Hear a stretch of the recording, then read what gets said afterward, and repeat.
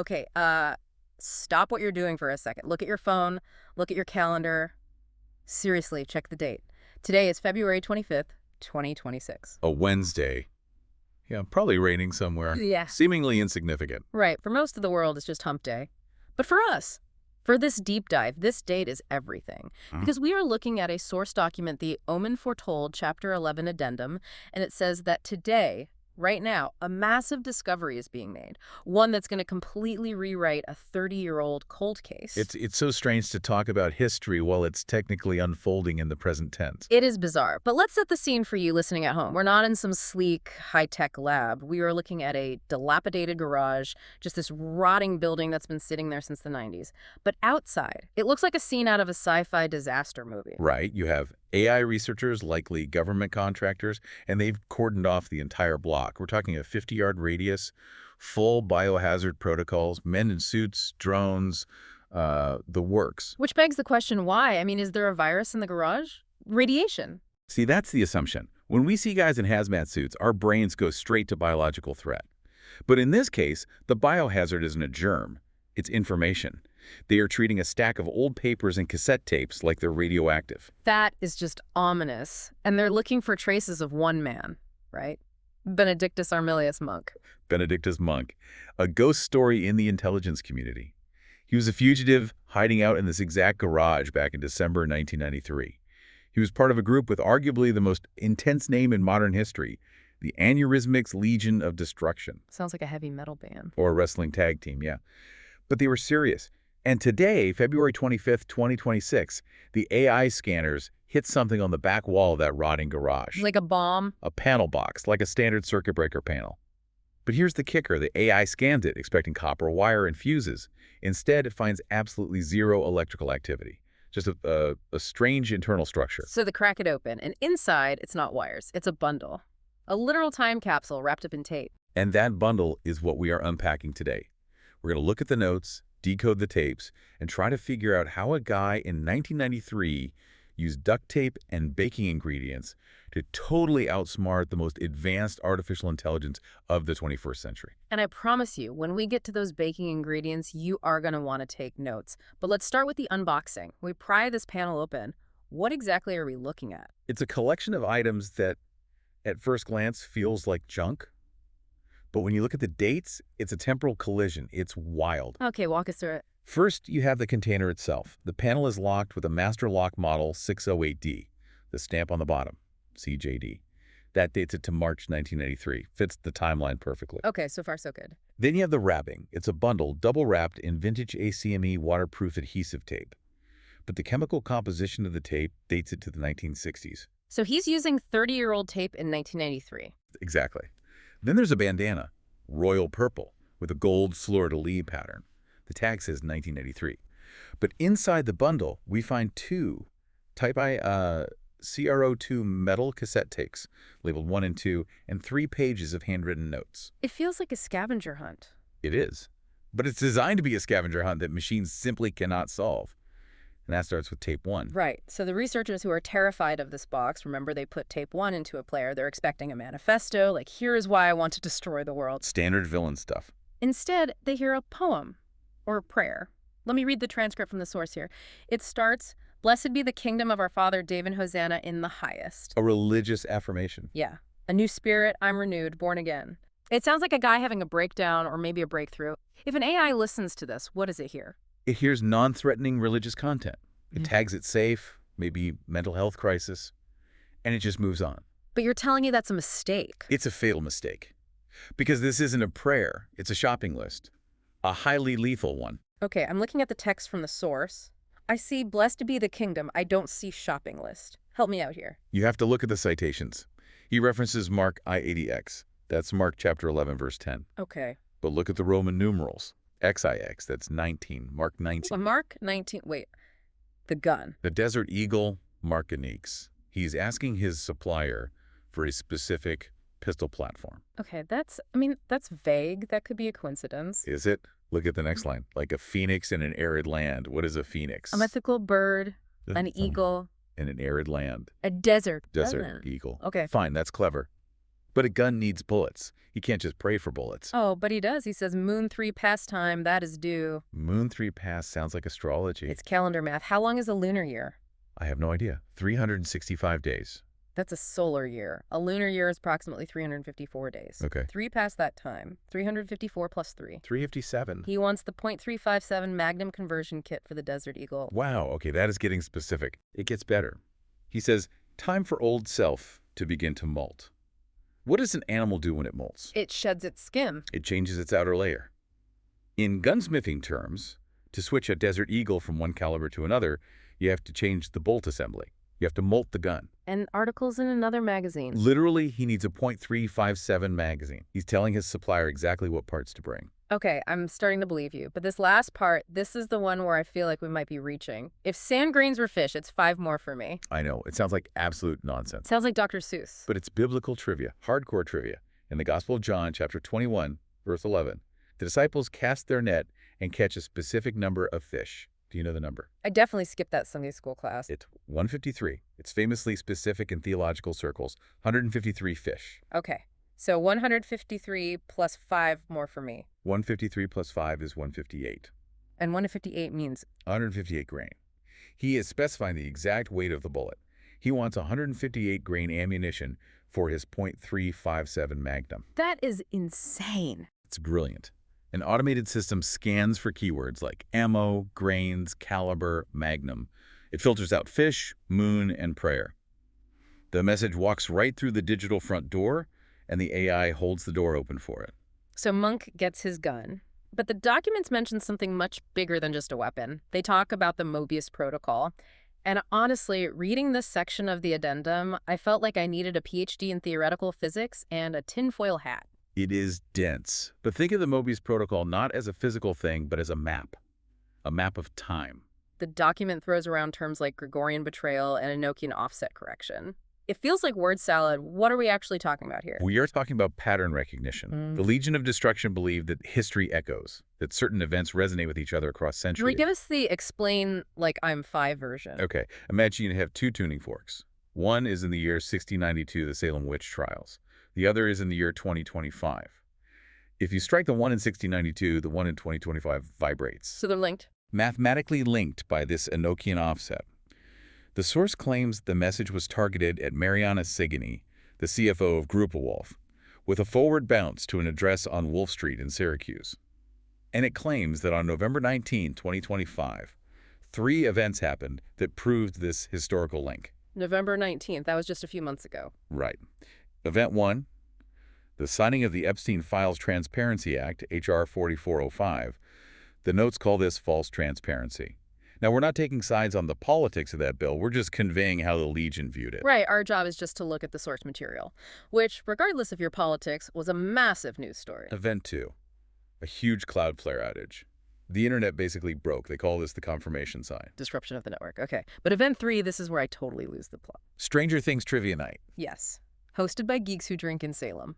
From 7:00 to 9:00 p.m. It sounds ridiculous, right? You have a federal law, a global internet crash, and a pub quiz about a Netflix show. It sounds like a complete joke. But to the algorithm of the Mobius protocol, it's the most important piece. Think about it. Salem, the site of historical witch trials, the persecution of the outsider in 1692.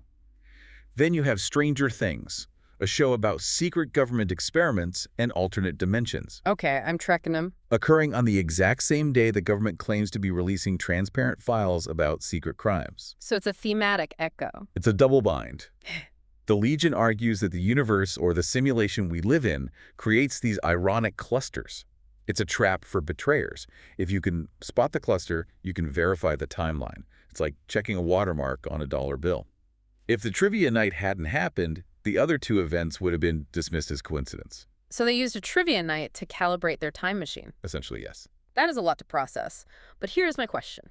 If you have this incredibly advanced understanding of time, math, and reality, how do you protect it? Do you put it on a supercomputer? No, because supercomputers can be hacked by other supercomputers. So what do? You go low-tech. You go so low-tech, it's insulting. You use Babka. Bread. This is my favorite part of the entire deep dive. The notes have recipes. Nana's Bowling League Night Babka, and Nana's Crazy Roads Alumni Babka. And just a legal disclaimer here for you listening. Please do not bake these. Your oven will not survive. I figured. I mean, the ingredients are wild. 10 cans of, I can't believe, it's not butter. 10 bottles of naive water. What is going on here? This is asymmetric warfare in the kitchen. These aren't recipes for food. They are recipes for chaos. Let's decode Nana's Bowling League Night. Say lignite really fast. Lignite. Lignite powder. It's a low-grade coal dust. Highly flammable. And alumni flour. Aluminum powder. You mix coal dust and aluminum powder. You get a pyrotechnic charge. It's not C4. It's not going to level a building. But it creates a massive flash, intense heat, and a wall of smoke. It's a distraction. But my absolute favorite chemical code is this one, DJCHOO. Ah, yes. DJCHOO. It sounds like a bad EDM artist. It does. But picture the chemical formula for 1 to 2. Butanediol. It's C4H10O2. Okay, visualizing that. C4H10O2. Now treat it like a word puzzle. Remove the numbers. But not just the numbers, remove the letters represented by those numbers. I'm not following. What is the 4th letter of the alphabet? A, B, C, D. So remove the D. What is the 10th letter? J. Remove the J. Okay, so take D and J out of the equation. And you're left with CHOO. Just ZGHU. Exactly. Yeah. And 1/2 butanediol is a solvent that lowers the ignition temperature. It makes the aluminum and lignite catch fire much faster. That is absurdly complicated wordplay just to say, add some solvent. But that's the point. An AI scanning for chemical formulas sees DJCHOO and thinks it's a music playlist, doesn't see a bomb precursor, and the California raisins. Through the grapevine, it means communication. All right, and kernel starch, Yep. cornstarch, it's just mockery. And I can't believe it's not butter. Tactical lubricant. Come on. I am dead serious. The note suggests spraying it on doorknobs and linoleum floors. So the authorities burst in. And they're slipping and sliding like they're in a cartoon. And naive water. Anagram for Evian. Just a little jab at consumer culture while they're at it. So Benedictus Monk is in the garage. He's got his Bible verse gun. He's got his explosive bread ingredients, and he's buttering the floor. How does this actually play out? Well, the AI analysis indicates that he used the Babka charges in the alley to create a diversion. He lures the authorities into the alley with music and fresh trash. They hear an explosion, they see smoke, they rush in, probably slipping on the butter, and in that chaos, Monk just walks away. The report says he was gone 30 to 45 minutes before they even secured the perimeter. He beat a high-tech tactical team with a grocery list. He beat them because he didn't play their game. He played a different game entirely. Which brings us to the soundtrack of that game. Take 2. Take 2. This is where the math comes back. It's a playlist. Blondie, Ozzy Osbourne, Dire Straits, classic rock. But look at the track lengths. Walk of Life by Dire Straits. Length, 3 minutes and 57 seconds. 3.57. The Magnum Caliber from the Gun Request. Matter of Trust by Billy Joel, 4 minutes, 53 seconds. The notes link this to Lunar Year in reverse. Then there's End of the Line by the Traveling Wilburys. Every song is a variable. It's not a playlist, it's an equation. But there's one song on here that stops me cold, the last track. Yes. The Anomaly. It's listed as Miley Cyrus / Blondie Heart of Glass. Now remember, this box was sealed in 1993. Miley Cyrus was born in 1992. She was a baby. That remix, that mashup, didn't exist until 2020. Exactly. So how? That is the million-dollar question. Is it a hoax? Did someone tamper with the box? Or did the Mobius protocol actually work? Do they have access to information from the future? That gives me chills. And right next to that track, there's a handwritten formula and highlighter. Blue, pink, and yellow. B plus L plus U plus E space P plus I plus N plus K space Y plus E plus L plus O plus W. And a cryptic note about a machine that extracts parallel stories. This is the philosophy that ties it all together. The note says, every thought, electrical signal, and every action can be translated into the mathematical language of the universe. And then molded and retranslated into a near infinite set of parallel substories set to match the beliefs, expectations, and desires of the intended target. Think about what that means. It sounds like The Matrix. It's not just sci-fi, though. Think about your life right now. Think about the algorithm on your phone. TikTok, YouTube. Exactly. You watch one cat video, you get 50 cat videos. You engage with one political video, you get 50 more that perfectly align with your worldview. The algorithm creates a parallel story tailored exactly to your desires. So you're saying this machine in the notes is just a physical version of that? Weaponized confirmation bias. If you can define a person's reality by math, you can trap them in it. You can feed them a narrative so perfect, so comforting, that they never look for the exit. And the Legion of Destruction, these rebels, they were trying to break that. Or maybe they were trying to build it. It's ambiguous. But the AI researchers in 2026 come to a really humbling conclusion in the Addendum. They admit that the rebels won the battle in 1993 because they relied on strict internal codes and rejected the system.